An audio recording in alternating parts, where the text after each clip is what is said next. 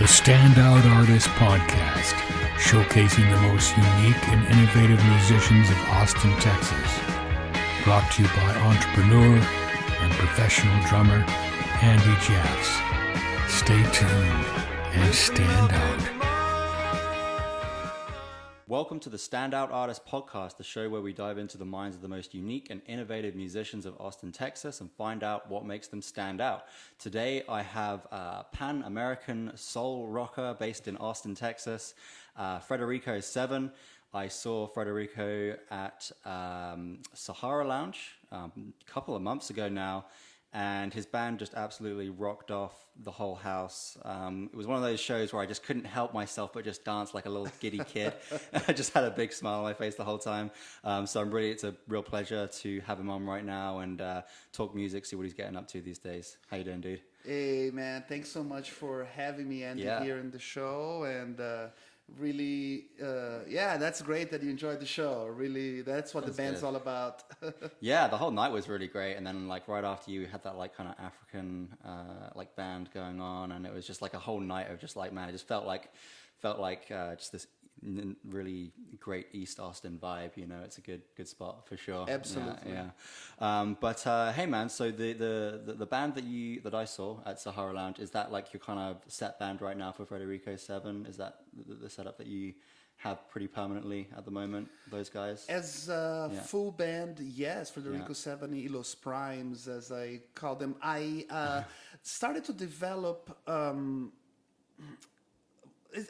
as in life, as everything that you really care about, this becomes a process, right? Yeah. So I would say that currently in Austin, I play music around 5-6 times a month. However, the majority of those times I'm playing by myself at smaller venues. I'm using a loop pedal, and I'm singing, playing guitar, playing bass lines and percussion. And I'm doing all on the looper. Oh, wow. And doing that at there's some sweet spots. There is a place called the Butterfly Bar. Oh yeah, I haven't been there yet. Yeah, it's lovely, and there is a theater adjacent, so it's an artist community and lends itself to creativity. So there are some spots in town like that I have. I played at those places once a month, but really as a solo artist. And then with the band that you saw, I believe that night we may have been the full 7 folks on stage. Yeah. With 2 percussionists. And once a month really is when, because as a band leader, I always want to honor the budget for all of the musicians to be able to get paid, at least, in the music business and in the music world, even in Austin, Texas, the rates that musicians get paid have been the same rates from back in 25 years ago, yet inflation has so and not only economically, but the other reason also just to keep people wanting, like if I were to play with the band every week in the same city, no matter how great your band is, you're going to get saturated. It's going to be a little too much. So playing with the full band once a month or once every 6 weeks allows for some excitement, and people are really, we're looking forward to the next show. Nice. Like you came to that show, and then you're like, oh my gosh,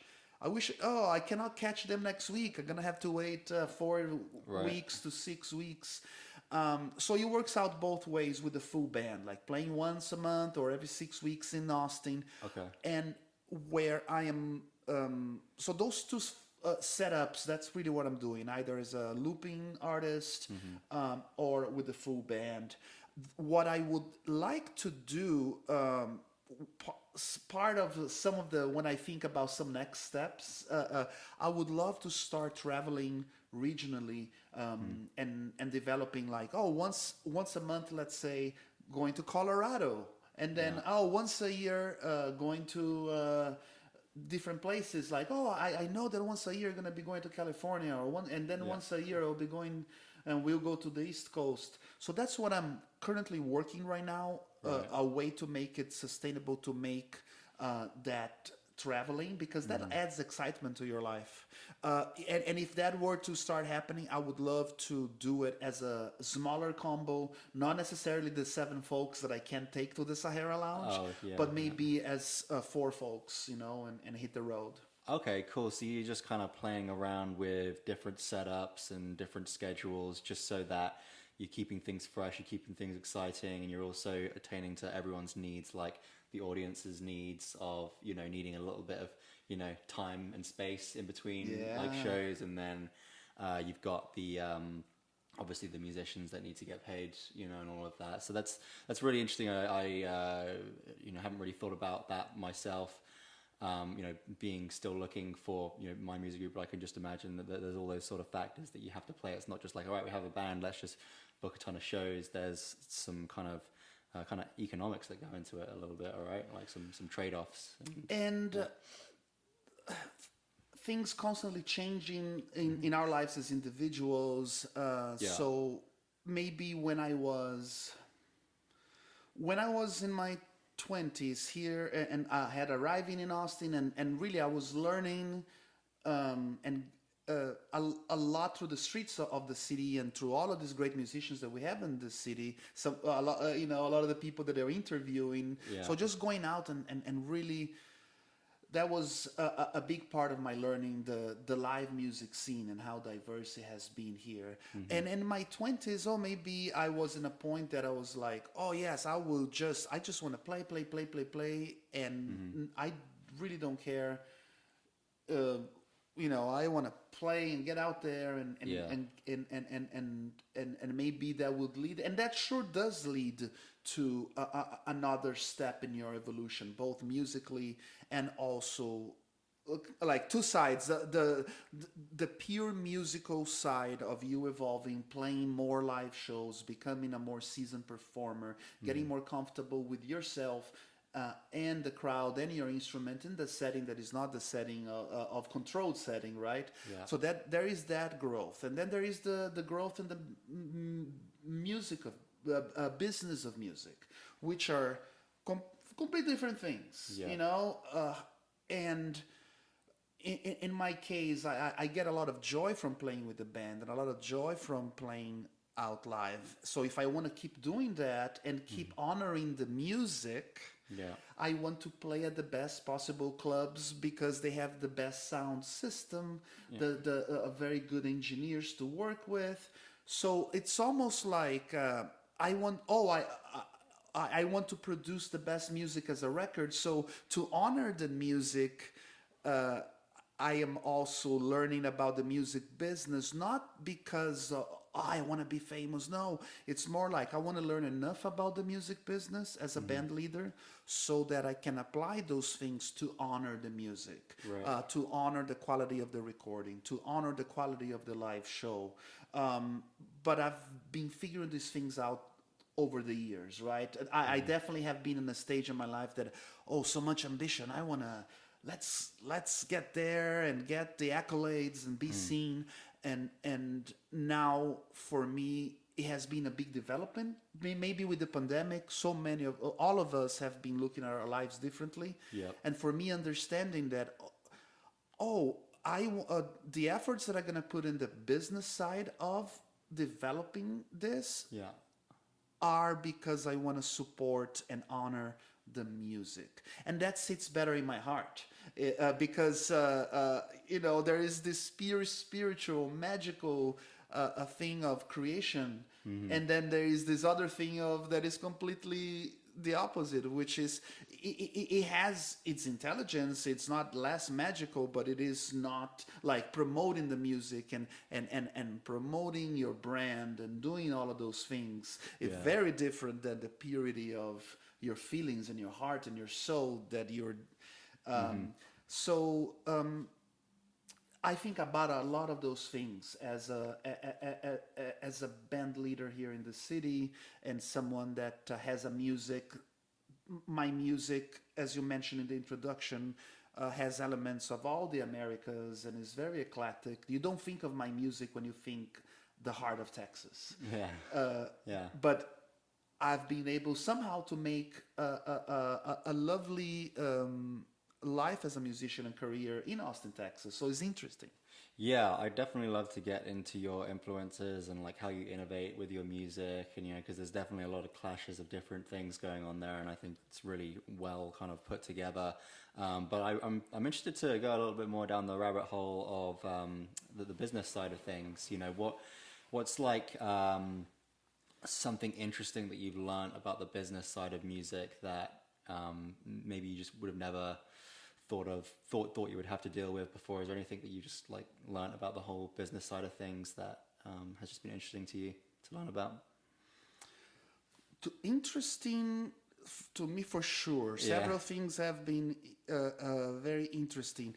I am trying to think if there was. I'm trying to single out some of those things that no worries. that I didn't think that I would get so much into it. Over the last 20 years, there have been periods in my life. There are periods of time that I hyper focused on different things. For example, I would hyper focus on getting all of my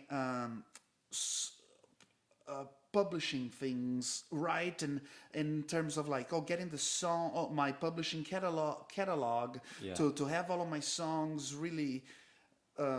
Which we all should do when we release music out there, not just for the business, but also for your history as a person, for your posterity. Oh, you created these songs. Oh, go ahead and register them with a publishing company, and make sure that, there is a testament to the work you do.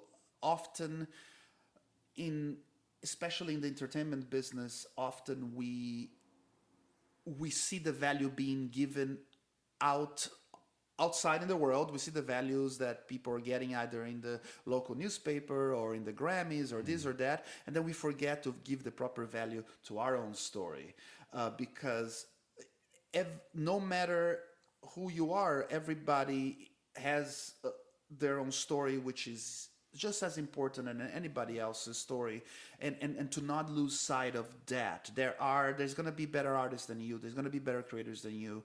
There's going to be people that understand more about business, that can be more business savvy than you. Yeah. But I found that one of the things that I was like, how wonderful. One of the things in this whole process of either hyper focusing on publishing and then hyper focusing on other parts of the business, I found that it's really important to have that confidence that it's not cockiness, but it's confidence. Yeah.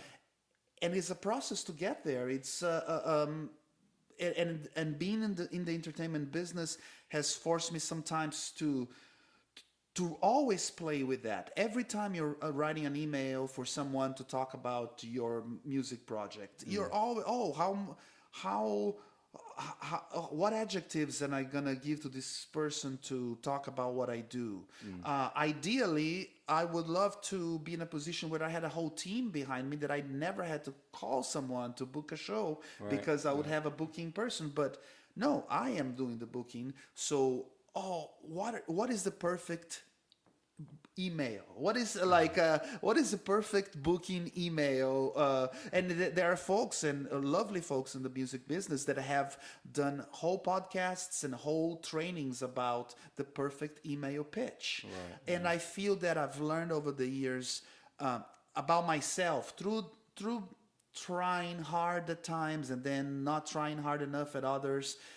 I've learned to or at least I feel that right now in my life, in a very good inner peace when it comes to having confidence in business. However, not being cocky. I don't feel that my story is better than your story. I don't feel that the music I bring to the table is better than ABC. It's so subjective. Learning that, wow, what I bring to the table is like a perfume, is an essence.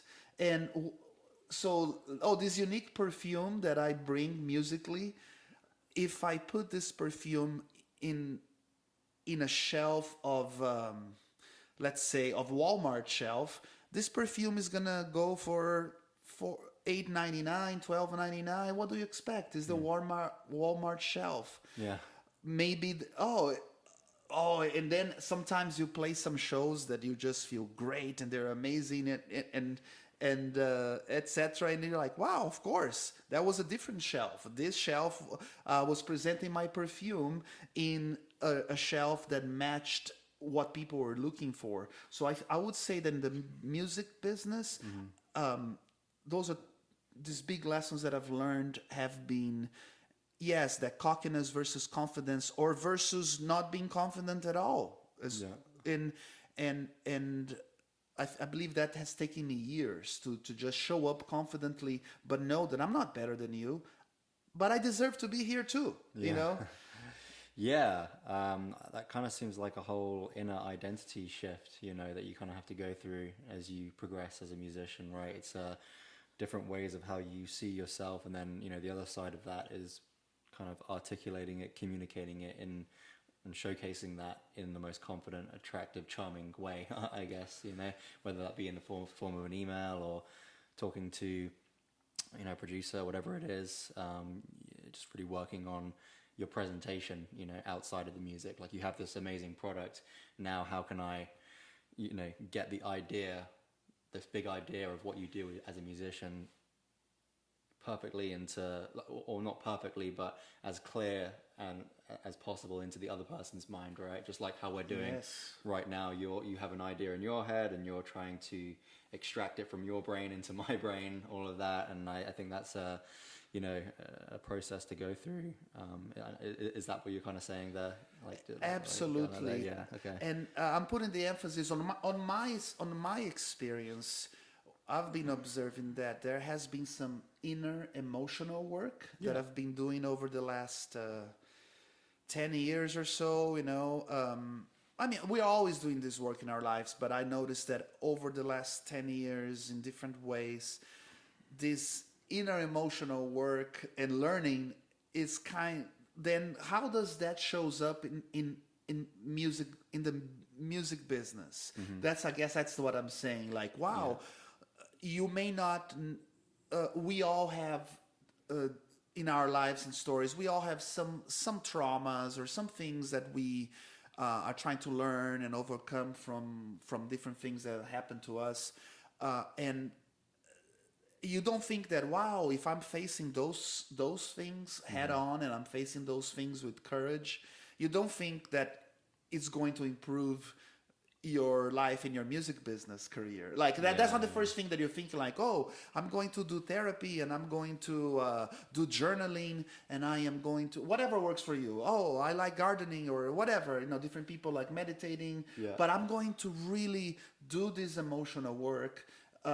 The first thing you don't think is like, oh, I'm gonna do this so I can be more successful in music business. No, but what I've found is like, wow, I find myself more comfortable currently than I ever been in my life, in terms of the business of music and the confidence, and I credit that to work that I've done personal that has nothing to do with quote unquote business management strategies. But it's more like, oh, wow, that's cool. That's I love the fact that some of that hard work that you do for your own self, it shows up in your relationship with friends. It shows up in your songwriting. Maybe the way that I songwrite nowadays is different. But in the music business, yes, it to have the right level of confidence for me. Some folks may always have the right level of confidence, but I feel that maybe because of my life story and because of at times being an immigrant from a Latin American country in the United States, or there is a sense of, walking in the world always like, thankful. I want to be thankful for everybody. Oh, excuse me, I'm sorry. Like, you don't want to rock the boat of folks. There is, but then, if you really want to have that confidence, at some point you have to shed a little bit of, or I've had to shed a little bit of some behavior that I've learned because at that time that behavior was what I needed. Oh, yeah. But now, like, no, I don't need to be over apologetic or overly sensitive all the time, just because, oh, I'm not from here and I want to make you feel comfortable. No, we can find the middle ground, and that confidence has been good. That's amazing, man. I think a lot of the actual business troubles that you have, whether it be in music or any kind of level, like, area of business that you're dealing with, everyone's looking for like the quick fix, like the strategy, the template, the whatever, the 3-step process to get XYZ. But really, like 90% of the problems that we experience in business is all just like reflections of our inner emotional and mental state. And if you clear those up, it's like, oh, you don't need a strategy. It just kind of shifts your reality, so to speak. So yes, and I'm cool. not 100% there perfect either, but I feel that I'm closer to a better point than I've been before. And what you said, yes, exactly. That's exactly right. Awesome. Yeah, I love that. That's a really fresh perspective on it, and not just like a black and white kind of answer. I think that's cool. What would you say is something you've done specifically over the last, just recently in general, that has helped you up level your confidence? Did you say like therapy is something that you've gone to, or friends, like absolutely, intense psychedelics, like what's your everything. Definitely. Well, having some lovely people, humans in my life around me who are happy for my accomplishments and who are really we're really in your corner, and that has given me the structure. So, or not the structure, that has given me the strength to then at one point, let's say let's use therapy as an example. There was one time that I was where I was coming from, oh no, I'm not, I don't need therapy, I'm not crazy, we are all crazy, but I am my own therapist. I am. And for the longest time, okay, maybe I had the bandwidth for that. And I would have the bandwidth to be there for several other folks in my family, etc. But at times it takes a crash for you to realize that you're not Superman. And I've definitely there was a moment in my development, I went through a difficult divorce at a certain point, and now learning from the divorce, learning being a single dad and walking through that, and then starting to ask the questions to myself. What are my values?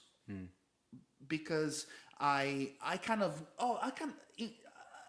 know intrinsically, like, what I'm about, but when you're shaking into a ground that you're starting all over, like, moving away from Austin, then moving back to Austin, and I thought that I was going to have this vision of like, this marriage and this daughter, these kids and this, and then the whole vision, in a previous band that I had that was successful, and then literally everything crumbling.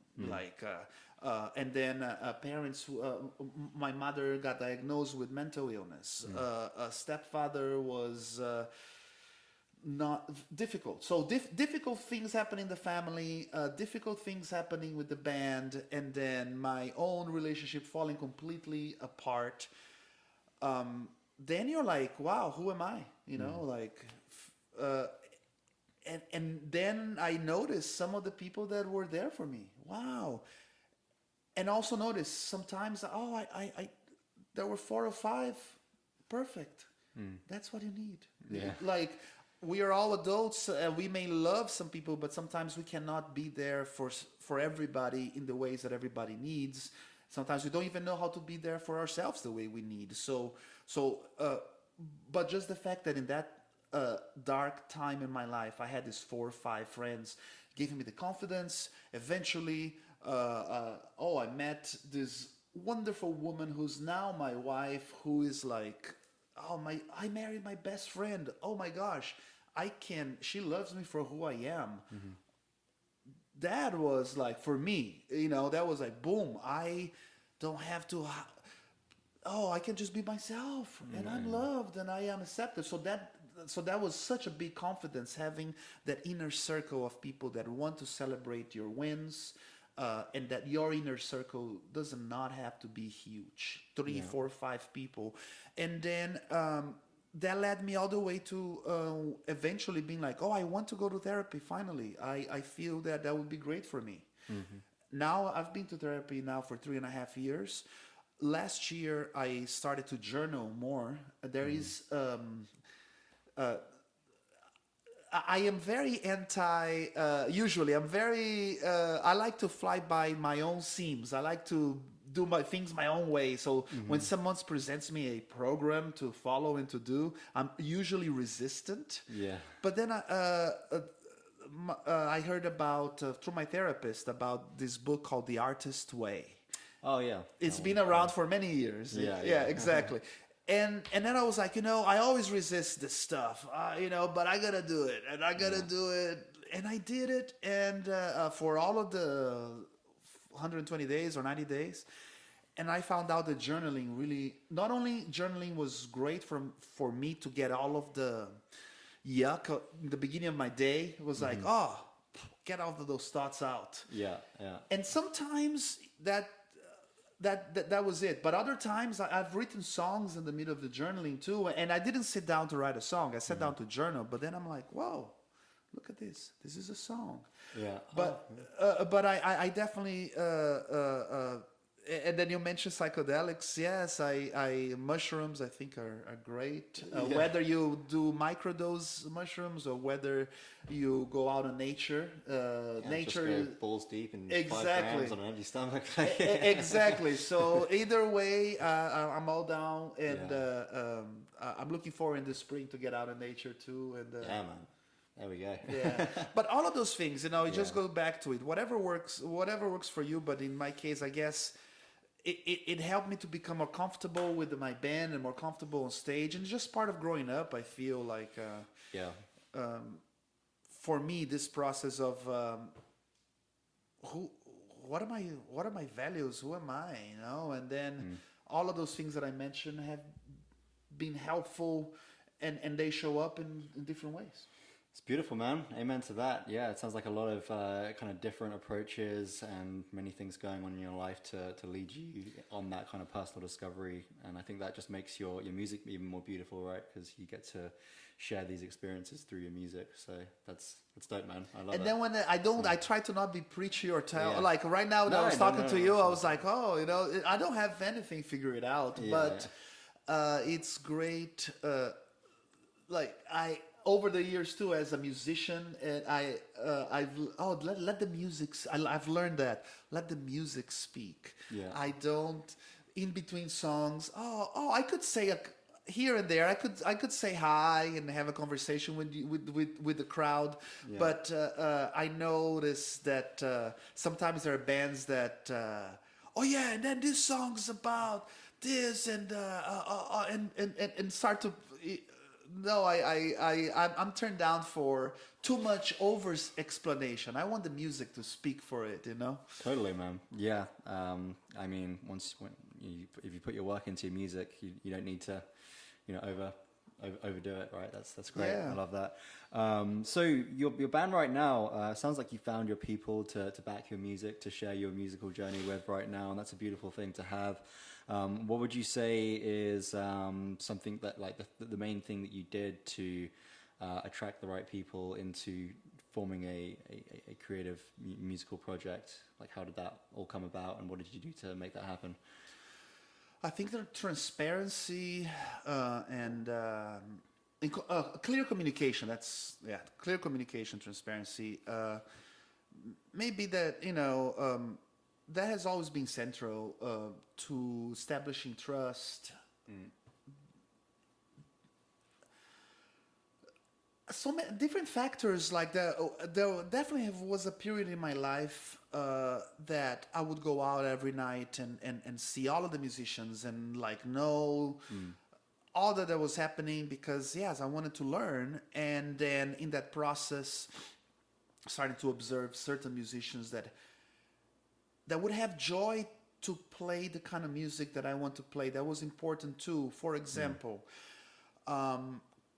currently with Frederico 7 in Los Primes, a drummer is Michael Hale, and Michael Hale he is an institution of drumming in Austin. He is a terrific drummer, plays with different bands that he leads, and I didn't necessarily think that I would be able to, as an immigrant musician playing this fusion of Brazilian music. Oh, who am I to be playing with one of the best drummers in the city of music, right? And but then I started to notice that wow, he would naturally play some of these Brazilian feels and beats, and then there was like musically, I started to notice that there were many things there that were a right click, and that I just kept in my mind like wow, when the right time comes, if there is a situation that I need a drummer or something, this was in the past before I used to work with him. Yeah. But I'm gonna keep checking in with him. Yeah.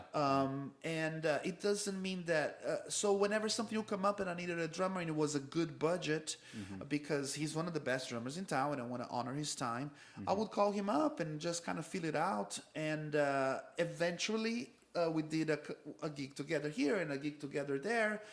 All right, we can do this. Oh, he understands my music. Oh, there was this unspoken communication happening on stage that I was like, oh, this guy got my back anytime. He may not be my main drummer because he's so busy with so many other projects and bands, but I know that we have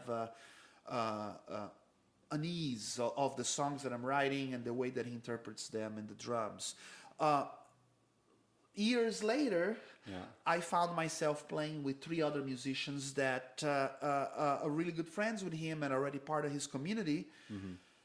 And that was an in to have him fully be part of the band, because eventually he's like, wow, I know Frederico. I like the Brazilian fusion music that he does, and I already played with him 2 or 3 times.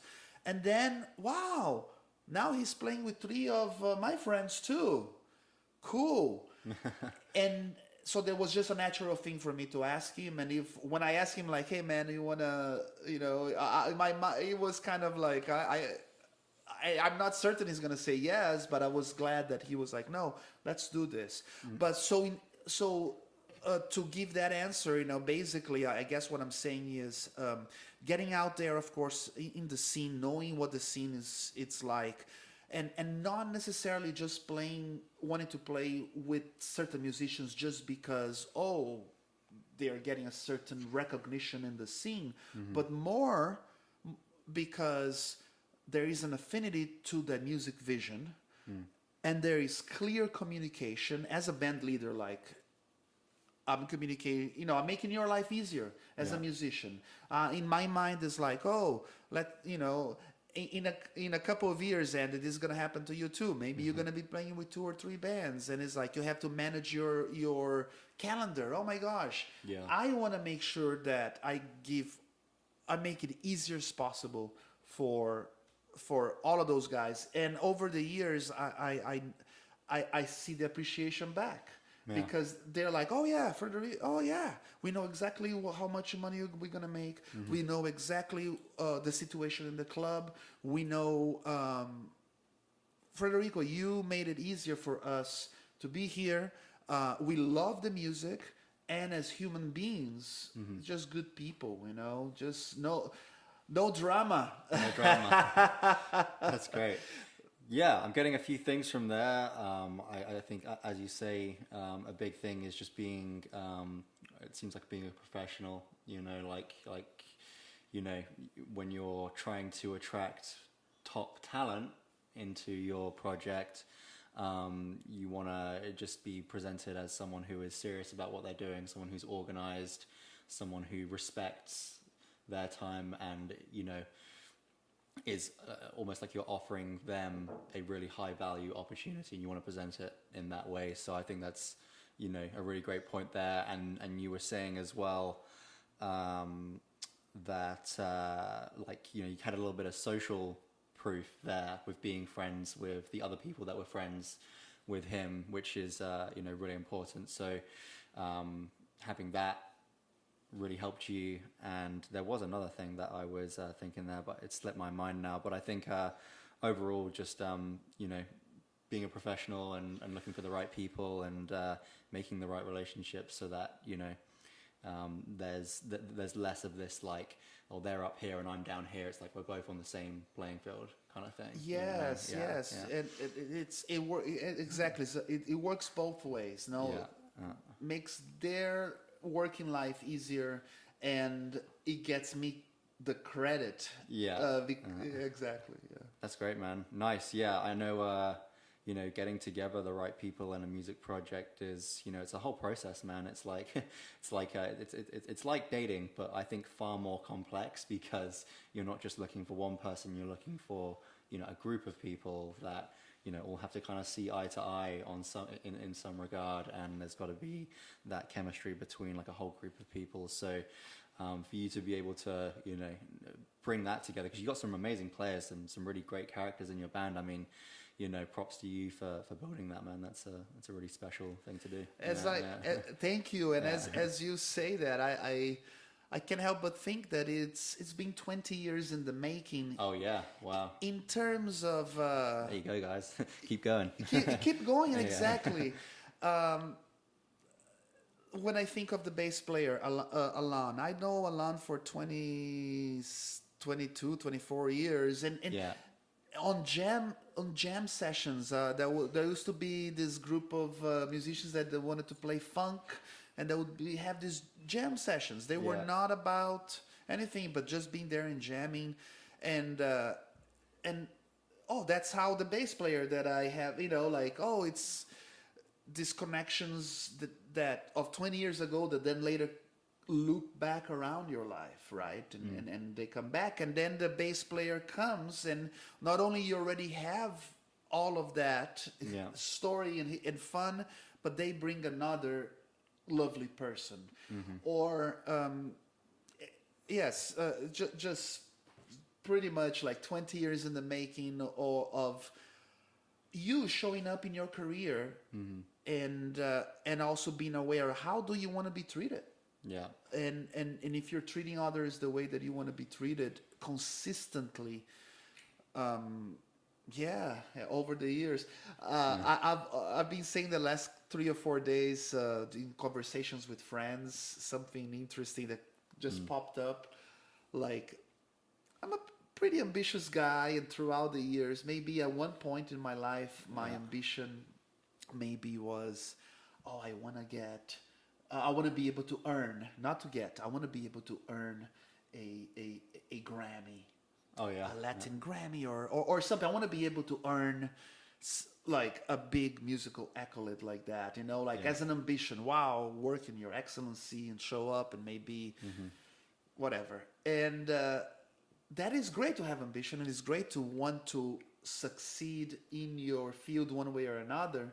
Yeah. But then the motivator there it's not up to you. It's extrinsic. It will never be up to you, no matter how you slice it.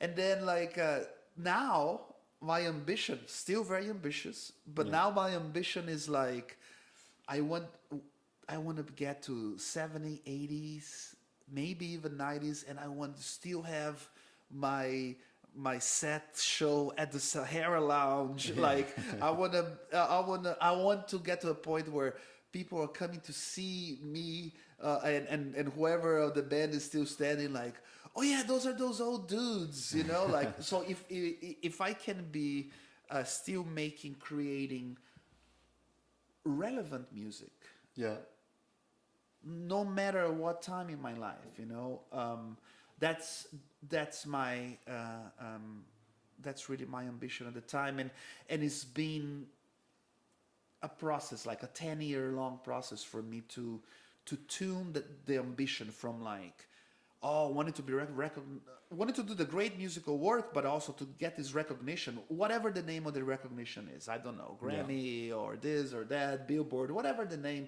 Oh, and then no, transition to something that is more intrinsic. Like, no, I want to. My ambition is to continue and to always be creating relevant music for as long as I can, as long as my body allows me to. Right. So it's you kind of talking there about like external and internal goals. Before it was very like external, like, you know, something that you couldn't really control. Now this is an internal, just like I just want to keep on showing up in the long term and be consistent so I can do this, you know, for a long time, right? Yeah. And it's taken a lot of maturity for me and a lot of emotional work, like I was saying earlier. But because if you only allowing the extrinsic external motivators to dictate, then it's going to dictate the gigs that you're taking, and it's going to start to, you're going to start living or doing a career that is not, that it may be your career, but you may not be in the driving seat of your career because you're acting out to, maybe you're doing certain things, playing the game or doing the steps A, B, and C to try to get to those things that people are telling you that that's how you get there. Right, right. But then you're closing the opportunity for magic. Yeah, yeah. Like, you know, Billie Eilish recorded a beautiful record with her brother in their house, right, in their room. I mean, many people are doing. So many of us are recording beautiful music in our rooms. But if you believe that, like, no, the only way that I have to do this is,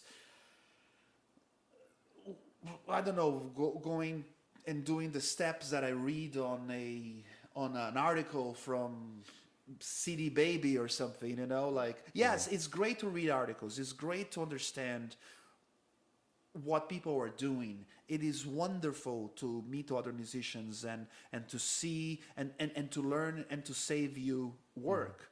But in my case, making sure that I am in the driving seat of that. The motivators for me are not placed by the outside world. I am now not just the words, but the feeling. Saying the words and wanting to be there. Sometimes you have to say the words too long so that you get there. Sometimes you have to trick yourself. But it's a beautiful thing to be feeling like you are in control of. Oh, how much do I want to play? Where do I want to play? Or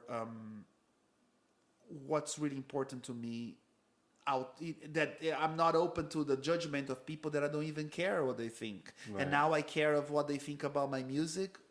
That makes no sense. Yeah. Definitely. Yeah, that's a really important things to get into check if you want to not only make music but be happy while you're creating music, right? Remembering why it is that you do what you do and not steering off track into goals that have nothing to do with why you started in the first place, right? Yeah. So it's really important stuff, man. I love that. So let's talk a little bit more about your music right now, man. As I say, you've got a lot of fusion in there. You kind of got the Brazilian stuff, and I think, you know, a lot of what you do is, you know, kind of mix it with a little bit of Western music in there as well. But what's your creative process like? How do you innovate? How do you bring things together? Like, what's that like for you in your writing process? Yes, the different elements come very organically because that's the music that I just grew up with. Yeah. From the Brazilian music, from traditional Brazilian stuff that would be around the house or just in the streets. And growing up, I was born in 1975, so I got the whole 80s, you know. I witnessed all of that stuff on the Brazilian radio. I would have my boombox, and I'll be able to record the songs, you know, from the radio DJ onto tape. So listening to, so a mixture of all of these Brazilian rock bands and then some more traditional Brazilian stuff, and then like British bands, Echo and the Bunnymen, or like The Clash and The Cure, and that was my teenage years, like a little bit of it all, you know. And then moving outside of my country, moving first, I lived in Mexico for several years, and then in Mexico I learned from other musicians that they are responsible for me being here, because they kept saying, hey, there's a place called Austin and it's gonna grow and has a good music scene, you should check it out. Right. So getting here to the United States and just all of these experiences, you always like a sponge. Oh, the Latin music and the rock en español and pop en español and other Mexican traditional music from the 1900s. There's some beautiful songs.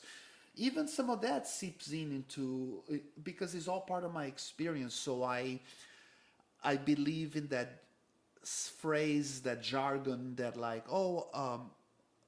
you should, as an artist, I think that a representation of your life in your art, even if your art is abstract, it's okay for your art to be how it is, abstract or not abstract, no problem.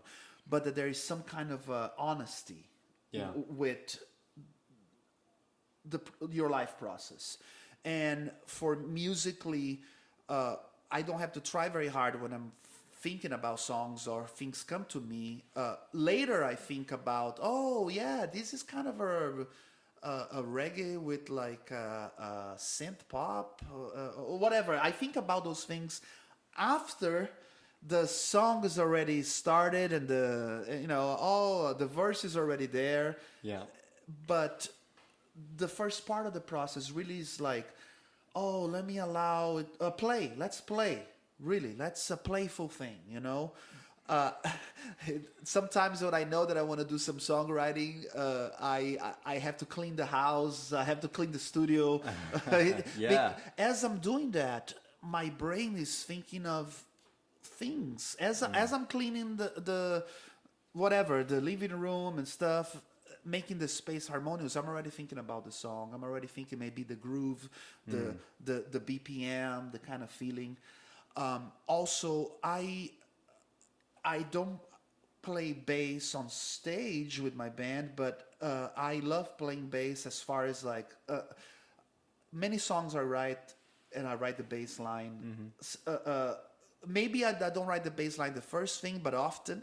But sometimes I already have a melody and words. But other times I'm like, I have nothing. I just want to start from scratch. And I usually start with the bass. Not only because for me it's fun and I like it, but also practically it's the junction of rhythm and melody, right? From that bass line, it's going to give me coordinates of possible beats. Yeah. That bass line is going to give me coordinates of possible chords.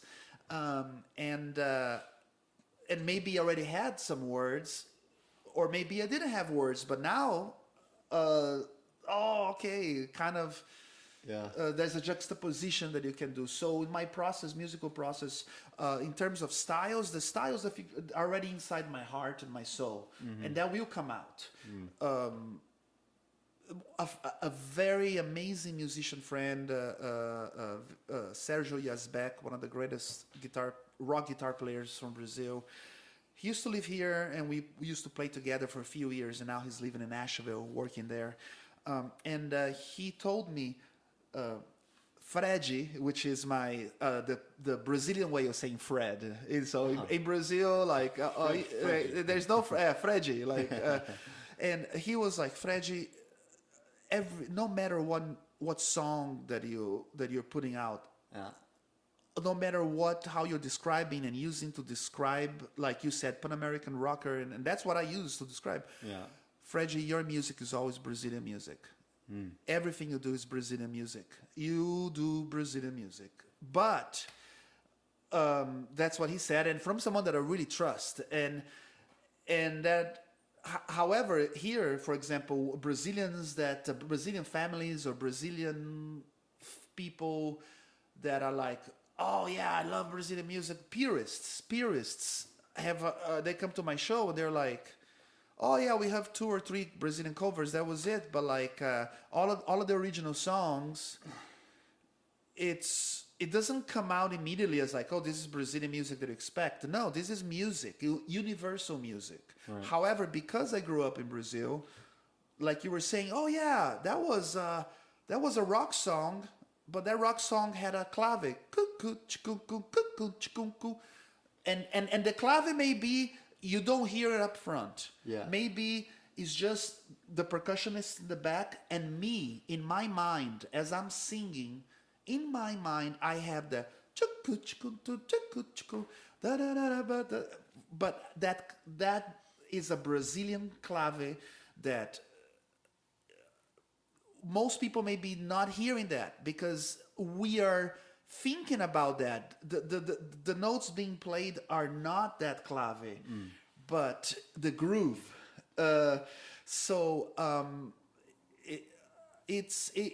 It was beautiful to have that friend tell me that, because at times I'm putting a puzzle together to try to explain to people, oh, what kind of music is this, you know?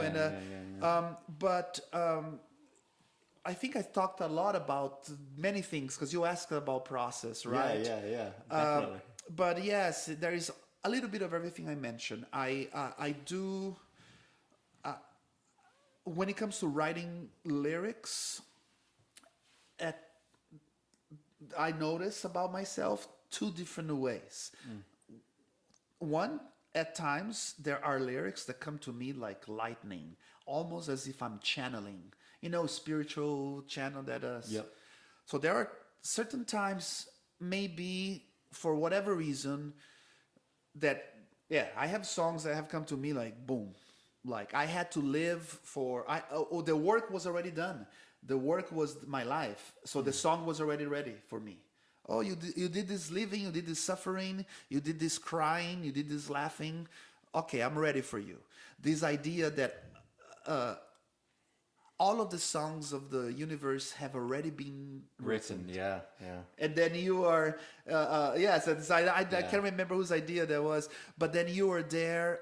Your job is to tune yourself as an instrument, to tune your life, make space in your life. Oh, you're not getting enough sleep? Wow, sleep, motherfucker. Sorry. That's great. You can, no worries, man. And then the song, boom. Wow, I just wrote this. Wow, this is good. Who wrote this? Yeah. Shit, I wrote that. Yeah, man.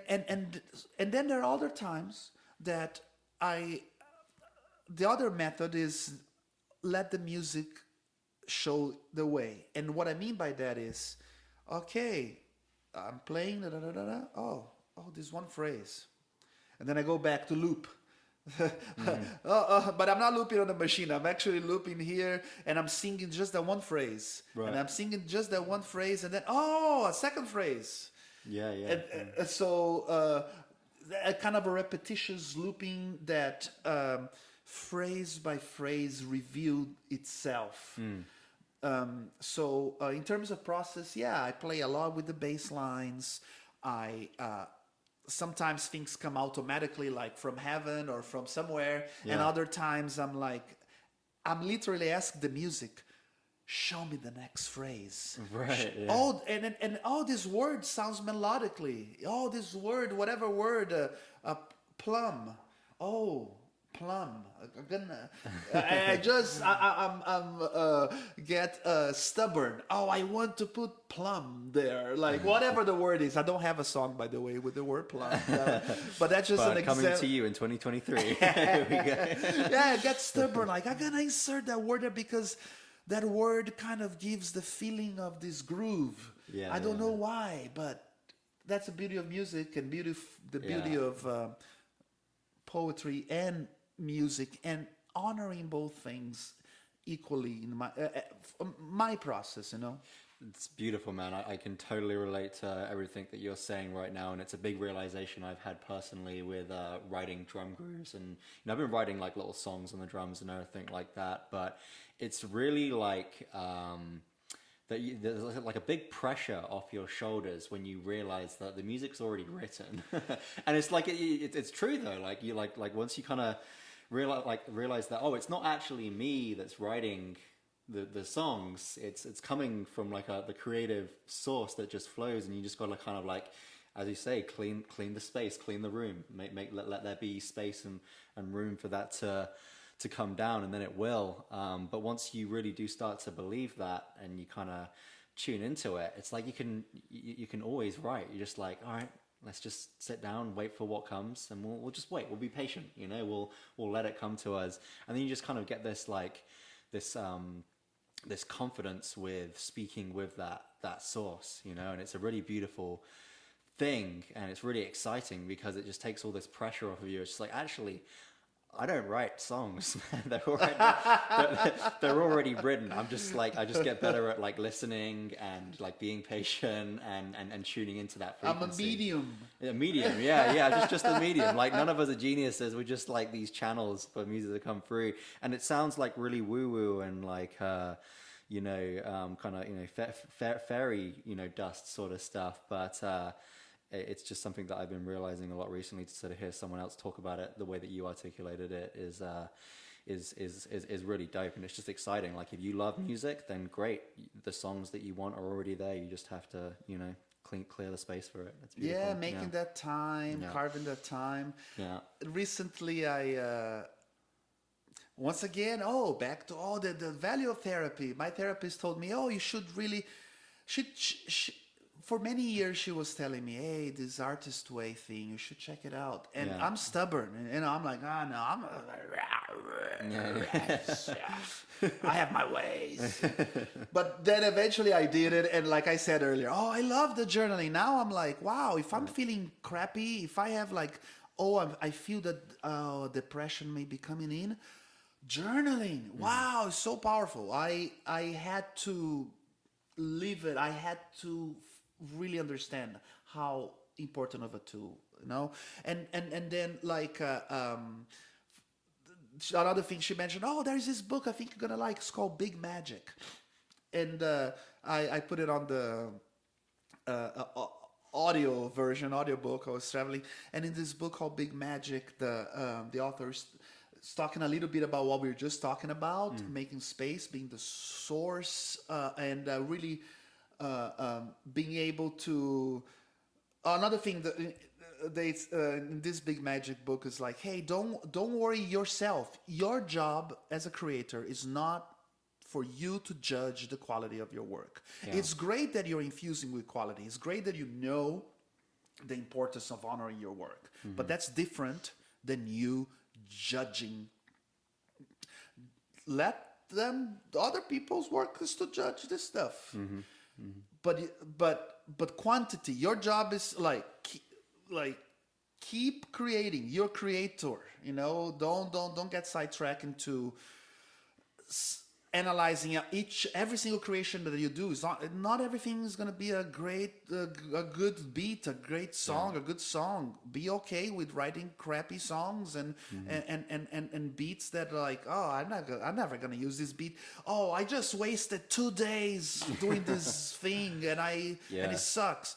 Yeah, okay, you know. And I think that's important. And the other thing that reminded me a little bit of what you're saying is at times, maybe it happened to you, maybe one time you had a creative idea, it's like, this would be really cool, and then you don't do anything about that idea, and then maybe 6 months later, a year later, you see someone you see that idea done in very similar ways that you thought, or that concept of whatever, and it's because the collective, the universe of Earth is ready for that idea. And it may be, but because you were not able to take the time to have that idea come through you. Well, that idea came through another songwriter or another person. But that concept, collectively, we have been observing the world and living this life, and we are ready for that irony or for that whatever innovation that is coming. It's like you're saying, it's like, it's going to come. The innovation is going to come. Maybe it's you that's going to innovate because you create the space.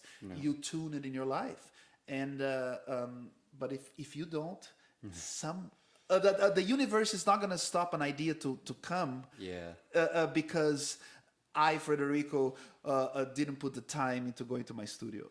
Yeah, that idea is ready to, give birth, like it's important. So yeah, that's kind of a little bit of a scary thing there as well. It's like, right, fuck, if I don't get this idea out now, then in a year's time, some other motherfucker's gonna have it. It's gonna happen. That's great. Yeah, I felt like that with my podcast. Sometimes it's just like, man, this is like a great idea. This podcast, like, it wasn't even my idea. It was given to me, by a really good friend of mine, and I'm just like, man, if I don't face my fears of like doing this, someone else is going to do it, so it's great, man. That's really important points. Well, Frederico, it's been amazing having you on the podcast, man. I could talk to you for hours about music and your creative process and all of that. You got a ton of wisdom to share, and I know there's some really valuable things that musicians of Austin can learn from you, so thank you for imparting your wisdom. It's been a real pleasure. It's a pleasure to be here, and I thank you too. It's all of those things that with time and lots of errors, but then eventually correcting your course, not being afraid to make those mistakes. Yeah, man. As you say, 20 years in the making. That's just that's incredible. Just like the persistence that you've had to keep on going. So it's no wonder that you have the beautiful, unique art that you have today, so that's dope. But yeah, what do people have to look forward to with your music, your shows, what's going on in your world, and where can people follow you to keep up to date? Wonderful. We have 2 exciting shows coming up with the full band. One is February 10th it's a Friday at the Sahara Lounge, which is the east of the gem of the East Side. You can have a feeling of how Austin was 30 years ago or so. When you go to the Sahara, we are playing alongside amazing world beat bands, some of the very best. So it's a full lineup of terrific bands. So that's February 10th at the Sahara Lounge, and then during South by Southwest, each year I host a showcase, a daytime party called South Americano, which we get bands from all over South America and Central America, all over the Americas really, and we do our little showcase. So if you are in Austin for South by Southwest, or if you guys are around, you can look up for the South Americano daytime party. Also at the Sahara Lounge. And in terms of new music, I'll be releasing some things this semester, and currently working on the second record. So Frederico 7 Bandcamp, we have the Bandcamp page, all of our music, it's in there, and it's the best way to keep up with some of the new releases that we're going to be putting out this semester. That's amazing, man. Yeah, I'll definitely be checking out the thing at South by Southwest. It sounds like a hell of an opportunity. It's a nice community too. It gets really all the musicians supporting each other. It's lovely. Boom. Love it. Have a great day, man. Thank you for coming on. Thanks so much. Catch you soon.